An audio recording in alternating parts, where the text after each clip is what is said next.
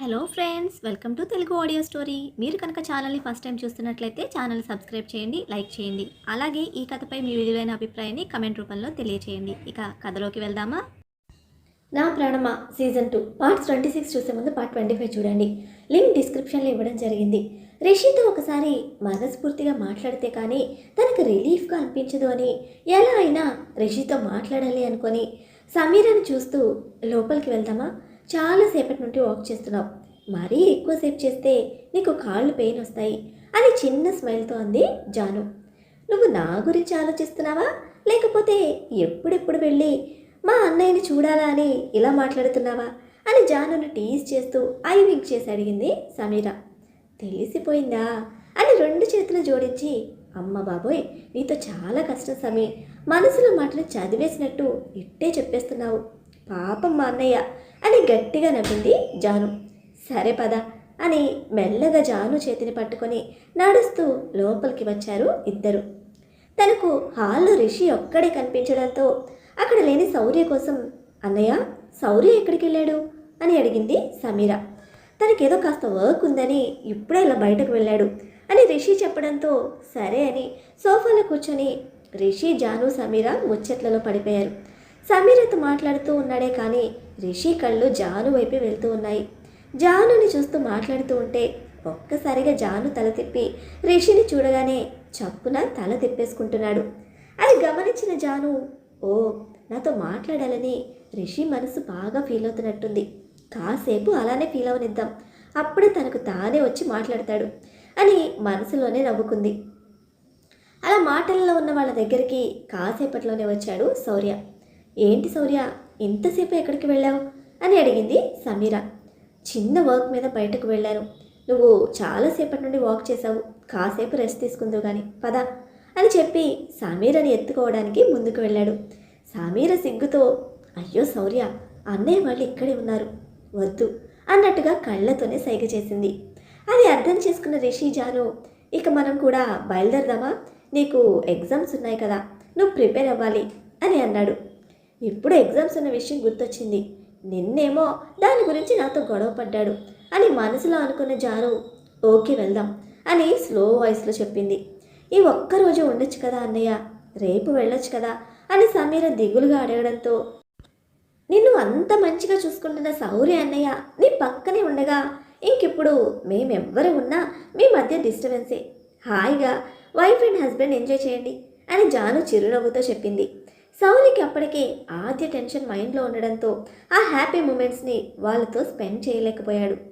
శౌర్య ఏదో టెన్షన్లో ఉన్నాడని అర్థం చేసుకున్న రిషి, శౌర్య ఆర్ యూ ఓకే, ఏదైనా ప్రాబ్లమా అని అడగడంతో శౌర్య నో నో నో ప్రాబ్లం, అలాంటిది ఏమీ లేదు అని చెప్పడంతో రిషి లేచి సమీర దగ్గరికి వెళ్ళి టేక్ కేర్ సమీ అంటూ తన నిమిరి జానుని తీసుకొని కాసేపటికి అక్కడి నుండి బయలుదేరాడు. కారులో సైలెంట్గా కూర్చున్న జానుతో ఎలా మాటలు స్టార్ట్ చేయాలో అర్థం కాక రిషి కూడా సైలెంట్గానే డ్రైవ్ చేశాడు. డ్రైవ్ చేస్తున్న రిషి గేర్ మార్చడం కోసం గేర్ని తిప్పుతున్నప్పుడు తన హ్యాండ్ వెళ్ళి జాను థైస్ని తాకింది. రిషి అలా కావాలనే చేశాడని అనుకున్న జాను పక్కకు జరిగి కూర్చుంది. రిషి రెగ్యులర్గా వెళ్ళే రూట్లో కాకుండా వేరే రూట్లో కార్ డ్రైవ్ చేస్తూ ఉంటే, ఏ రిషి, ఈ రూట్లో ఎందుకు తీసుకువెళ్తున్నావు, మనం వెళ్లాల్సింది అటువైపు కదా అని జాను డౌట్గా అడగడంతో రిషి కార్ని తీసుకెళ్ళి ఒక లోన్లీ ప్లేస్లో ఆపాడు. ఎటు వెళ్ళాలో నాకు తెలుసు, కాసేపు సైలెంట్గా ఉంటావా అని అంటూ జాను వైపు చూసి, ఐఎమ్ వెరీ సారీ, నిన్న కోపంలో ఏదో అనేశాను, నువ్వు నన్ను అలా అనేసరికి కోపం వచ్చింది అంటూ ఆమెను దగ్గరికి తీసుకొని నుదుటి మీద కిస్ చేస్తూ చెప్పాడు రిషి. రిషి కిస్ చేయగానే అప్పటి వరకు జానులోన అలక మొత్తం ఎగిరిపోయింది. తను కూడా రిషిని గట్టిగా పట్టుకొని కిస్ చేయడానికి ముందుకు వంగింది. ఇందాక మన ఫస్ట్ నైట్ గురించి డిస్కషన్ వచ్చింది, దాన్ని వీలైనంత తొందరగా పెట్టించమని నేను చెప్పాను. శౌర్య కూడా పంతులు గారితో ఈ విషయమే మాట్లాడాడు, నెక్స్ట్ వీక్ మంచి ముహూర్తం ఉందని చెప్పారు.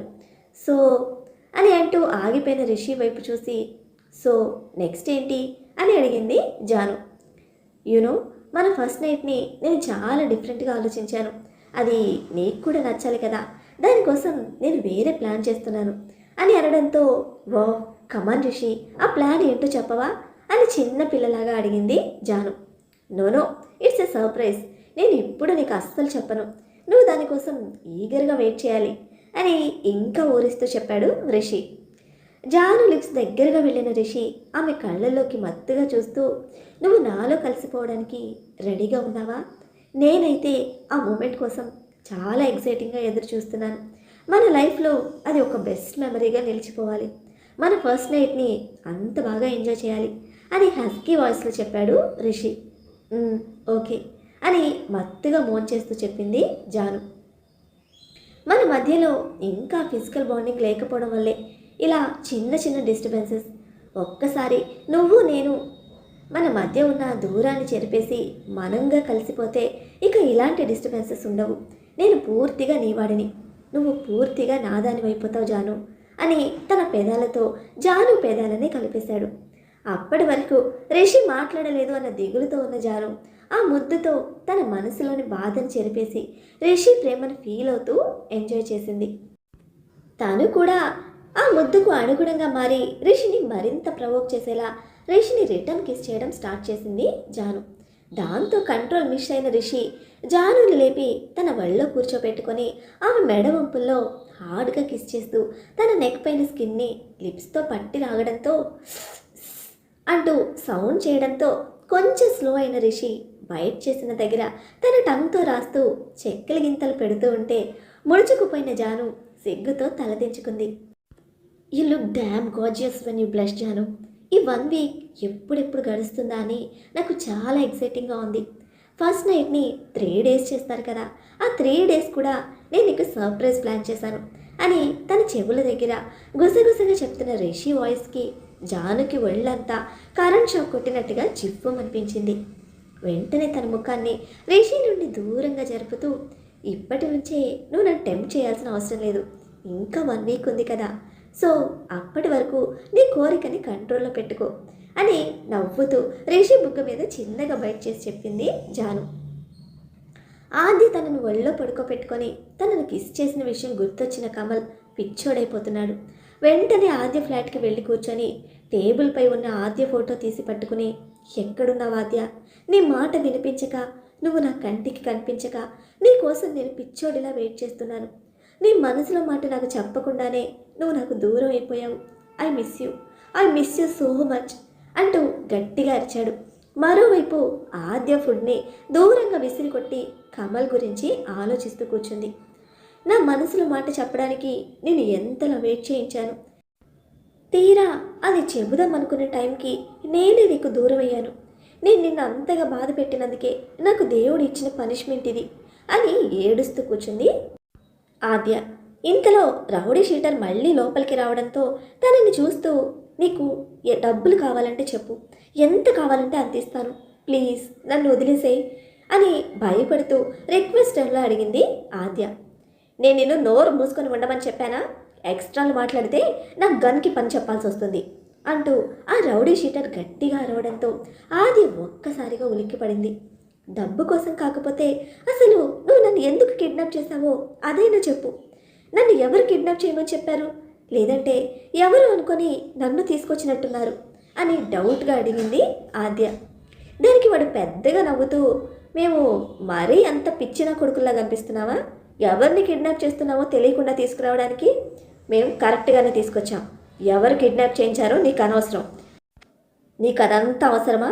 నోరు మూసుకొని ఉండమని చెప్పి అతను వెళ్ళిపోతూ ఉంటే, నన్ను వదిలేస్తే నీకు 2 కోట్లు ఇస్తాను, 2 కోట్లు నీ ముందుంటాయి అని ఆద్య ఆశ చూపించింది. వాట్? 2 కోట్లా?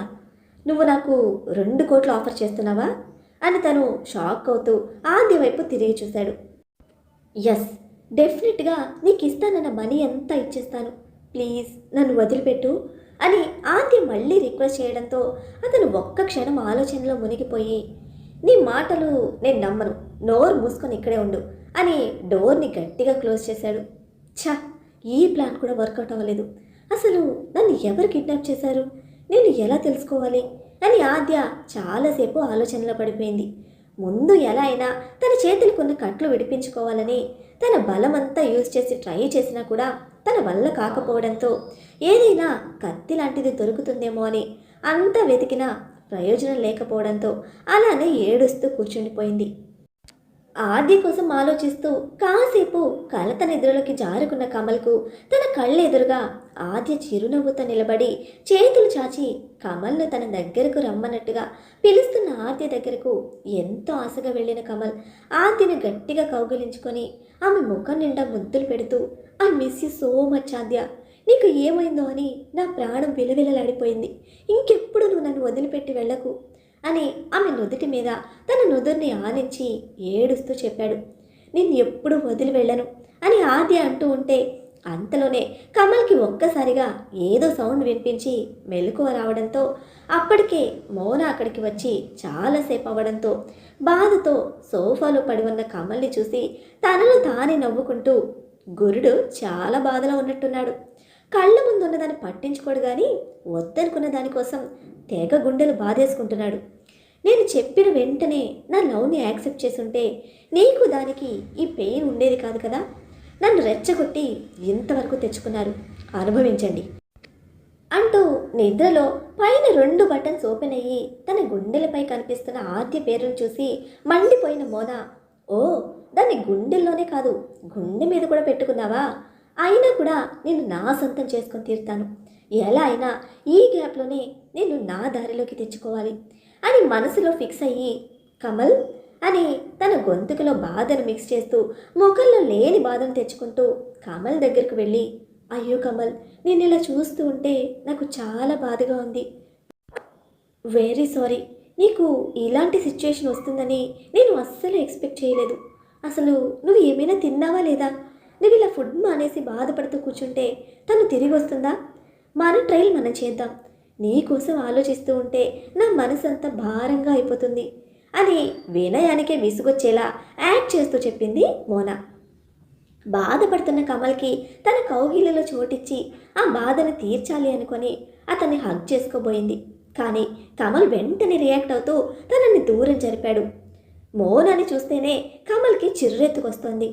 తన చేయి టచ్ అయితే కమల్కి ఒళ్ళంతా కంపరంగా అనిపించడంతో, నీకు ఆద్య ఎక్కడ కనిపించిందని చెప్పావో ఫస్ట్ మనం అక్కడికి వెళ్దాం అని కోపంగా అన్నాడు.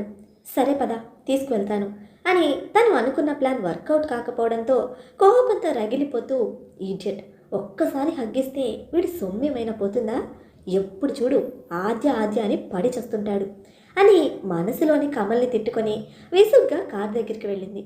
అప్పుడే మోనాకి రౌడీ షీటర్ నుంచి కాల్ రావడంతో పక్కనే ఉన్న కమల్ని చూసి తన చేతులు వణుకుతూ ఉంటే ఆ కాల్ని కట్ చేసేసింది. కమల్ తనను ఏమైనా అబ్జర్వ్ చేస్తున్నాడేమో అని వెంటనే టెన్షన్గా అతని వైపు చూసింది. కానీ కమల్ ఫోన్లో ఆద్య ఫోటో చూస్తూ నడుస్తూ వచ్చాడు. థ్యాంక్ గాడ్ కమల్ నన్ను చూడలేదు. అయినా నా ఫోన్లో నెంబర్ ఎవరిదో కమల్కి ఎలా తెలుస్తుంది, నేనే అనవసరంగా భయపడుతున్నాను అంటూ మొబైల్ తీసి వ్యాలెట్లో పెట్టుకుంటూ, వీడిని ఈరోజు నాతో పాటు ఊరంతా చక్కర్లు కొట్టిస్తాను, నాతో పాటే టైం స్పెండ్ చేసేలా చేసుకుంటాను అని సైడ్ స్మైల్తో వెళ్ళి కారు స్టార్ట్ చేసింది మోనా. సౌరి వెంటనే మోనా గురించి ఎంక్వైరీ చేయడం స్టార్ట్ చేశాడు. తన డౌట్ మొత్తం మోనా పైనే ఉంది. కమల్ చెప్పిన దాని ప్రకారం ఖచ్చితంగా ఇదంతా మోనాని చేయించి ఉంటుందని ప్రైవేట్గా ఎవరికీ తెలియకుండా తన ఇన్ఫర్మేషన్ గ్యాదర్ చేశాడు శౌర్య. కమల్ మోనా ఇద్దరు వెళ్తున్న కారు వెనకాలే వేరే ఒక కార్ ఫాలో అవుతున్న విషయం కమల్కి తెలియదు. ఇంతకీ కమల్ని ఫాలో అవుతున్న ఆ కార్ ఎవరిది, ఆద్య సేఫ్గా కమల్కి దొరుకుతుందా తెలుసుకోవాలంటే నెక్స్ట్ ఎపిసోడ్ని ఫాలో చేయండి. అలానే ఈ ఎపిసోడ్ని లైక్ చేయటం మాత్రం మర్చిపోకండి. Bye friends.